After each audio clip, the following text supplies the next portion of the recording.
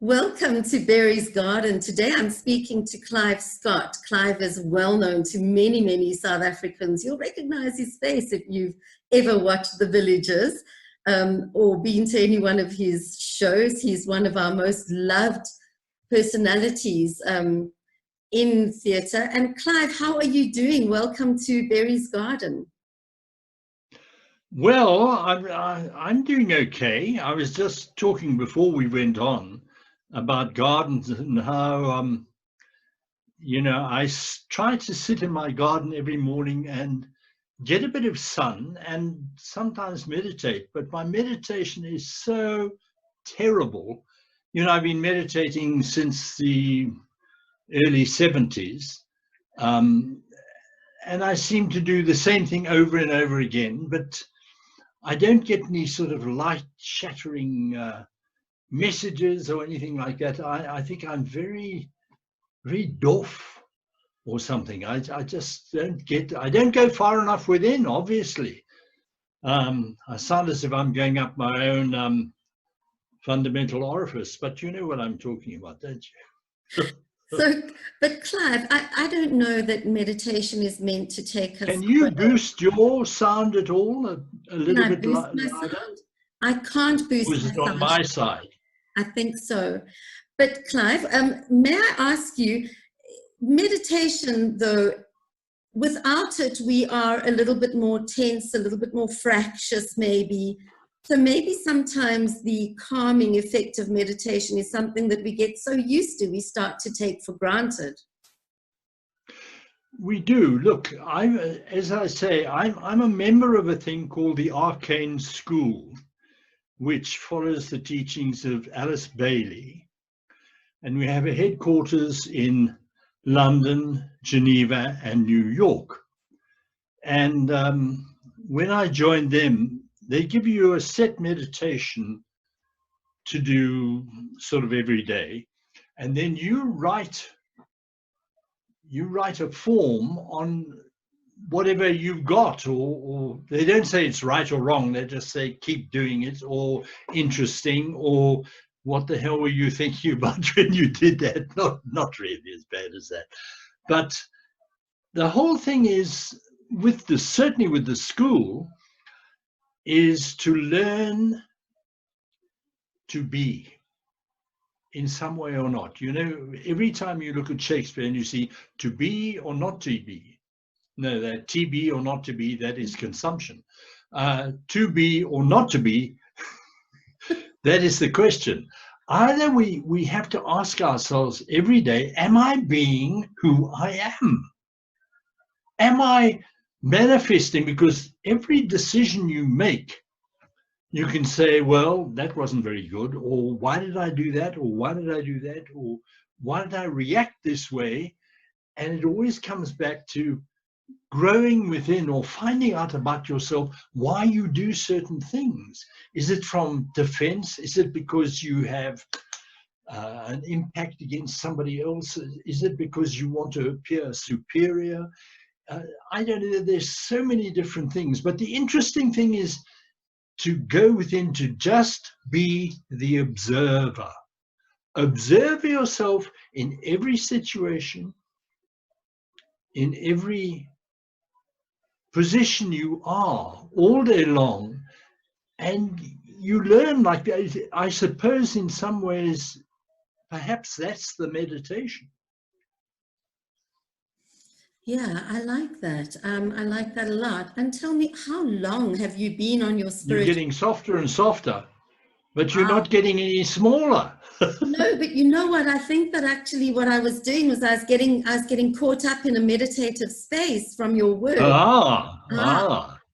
I'll try and speak a little bit more clearly. So, Clive, how long have you been on your spiritual path? Because it's taken you many places, hasn't it? Look, it probably started van klein af, as they say. When I was very young, I used to think about all sorts of things that other kids didn't think about, but I also had a father who was ill for many years, from, well, when I was born. He was around, and he died when I was 7. And I can remember my mother and my mother and my sister crying about this, and me saying to them, well, if God hadn't wanted him, he wouldn't have taken him, which is a bit strange for a 7-year-old, a bit callous, maybe. And, you know, I also had one grandmother, who was a theosophist. And she was a rather strange lady. She'd been born in King Williamstown she was maybe ahead of her time, because my grandfather was Director General of the Post Office Savings Bank. And he was a Scotsman, a real Scotsman from Paisley, from Glasgow. And he wanted to get her sorted out, so he took her to a minister. I think they're ministers in the Presbyterian Church, aren't they? They minister to you. Yes, they do. So he took her and he left her with this minister for the afternoon. And when he came back, this minister said, oh, Mr. Scott, I wished I believed in some of the things your wife believes in. So she was always slightly different. I didn't know that side of her. She was just a grandmother to me. And a lot of this I only found out later, after she had died, and after I was living in London at the time, drinking, smoking, screwing, doing everything I could, enjoying life. And I was doing a show for ATV, and I was up in Birmingham doing the show, and suddenly, halfway through the show, I put down my half a packet of gold leaf cigarettes, and I said, all right, God, if you help me, I'm going to give this up. And I put them down. I never smoked since. I gave up smoking, drinking, and meat. I've been on and off meat for years, but basically I'm a sort of, I suppose the way I am, a lapsed vegetarian in a way, because I now and then have a nibble of chicken skin or something, but I eat very little, very, very little meat. And I then went home. I was married at the time to a girl called Hella, a Danish girl. And I had gone back to England after being out here for a while. I came back to South Africa. Why? I don't know, because I'd never really given it a thought for 10, 12 years. I think I was 12 years in England. But I suddenly had the feeling now, when at the time of that broadcast, I went back to London, and I was suddenly seized with a terror. I had a kind of panic, fear, terror within.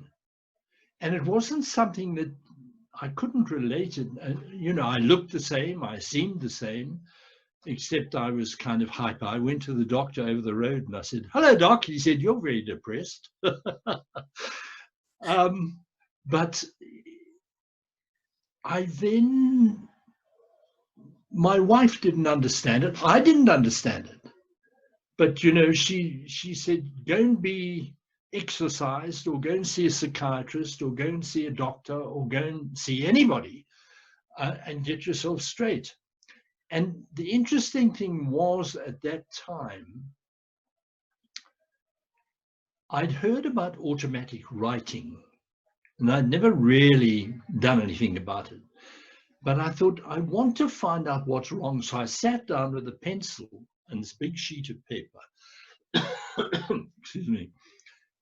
And I started to write, and it went, you must be. And then it went all over the place. And I thought, yes, all right, I'll go back. You must be.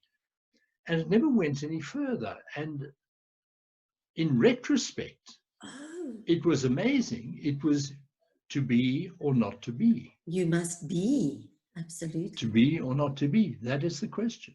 Either we're going to be who we are, we're going to try to be how our family, our friends, our church, our state, whoever it is says we should be. And it's nothing to do with anyone except you. It is your connection with your inner self, your God self, your soul, your monad, whatever you want to call it, which says, Vuka, wake up, buddy. There's other things in life to do besides what you're doing. And that was when I came back to South Africa, which was, the whole story is a couple of volumes, but I'm cutting to the chase, as it were. And I came back here, and much to my surprise, I found a strange group of people chanting and Om. They were all doing the Om and sitting there, and I thought, what is this Om? What the hell are they doing? They're very strange people. And people would say, I think I've got a message for you. Hold on, wait, oh, it's coming through, wait. It's building up, it's next to you. It's either a vase of flowers or a red Indian. Does that mean anything to you? You think, oh, for God's sake, it's dreadful, all that stuff. But that's the periphery, and one should never negate that, because these are all people looking for something other. Like me, I went into spiritualism to a lot, because spiritualism seems to be a door through which many people pass when they leave whatever they've grown up with, whether it's happy clappy or churchianity or Muslims or whatever. They like the freedom of spiritualism, where everybody's suddenly a medium and they're all giving each other messages. Most of it is garbage, but the thing is, it's a freeing system before you find something that makes sense to you.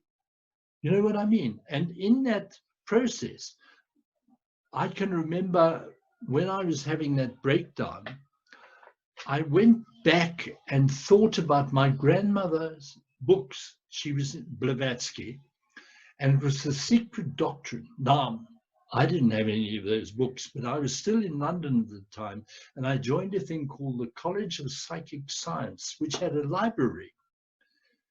And you had to join the library and swear allegiance to this or that or whatever. But I got hold of this Secret Doctrine, and I was going, wow. And I look at it today and I think, I don't understand any of it. But at that time, it kind of helped me in a way. And I noticed that many people, men and women, round about between 30 and 35, sometimes that's a broad figure, between 30 and 35 often have a spiritual crisis, or a crisis that takes them into spirituality. Either the budgie dies, or they get divorced, or somebody leaves them, or whatever it is, something which gives you a knock, and then suddenly you wake up and you say, well, what else is there? Or you say, why me, God, why? And of course, very often, no, I shouldn't say that. He doesn't say, because you just pissed me off. But it's just, you know what I mean? That's what you feel like. And then you look for something that makes sense to me. And that was when I found the Alice Bailey teachings. And when I found them, I read and read and read and read. And they, to a large extent, have given me the basis for my belief system now and what works for me. It's not everybody's cup of tea. It's a bit mental. I don't mean mental, but it's a bit mental. But they're wonderful teachings. They're very deep, very broad, and they make sense for me. How did you come in, Mary? Oh, a very similar way in my mid-30s, but that's not what we're here to discuss now. What I actually want to Oh, know now is, and because I see we are running out of time, Clive, and because I'm losing you a bit. Have you got a microphone anywhere close to you? so no, I am on my Oh, you have. computer audio. There we are. So I need to know from you. You've dabbled recently in palmistry. Tell me a little bit about that. How are you going Palmistry. to do your readings over internet? Are you, if I put my hand up like that, are you going to sit and do readings like that? How do you do that? Do that. Do that, Berry. Put your no. Um, well, it looks here. It's a very bad picture, but you got a nice balance between heart and head, and your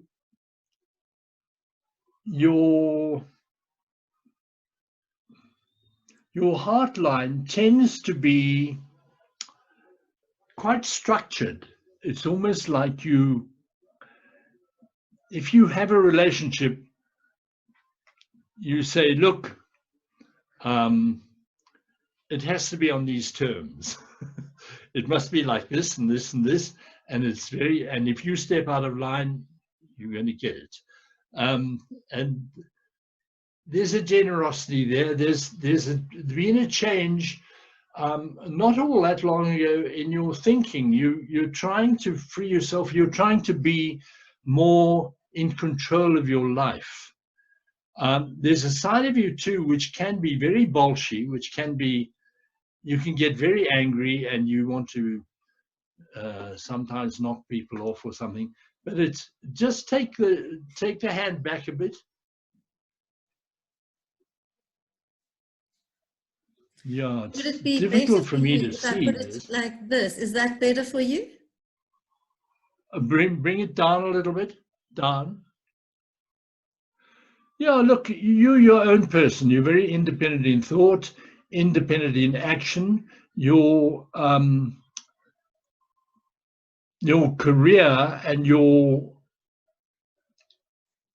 creativity are quite linked.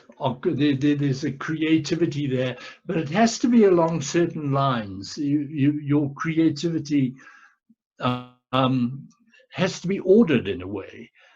You like things to be ordered. You've got nice, you're independent in thought, independent in action. You've got nice communication skills, probably because you have two ears. So you're good at listening. The light is a bit, because it washes all the lines out. It's just a sort of white expanse.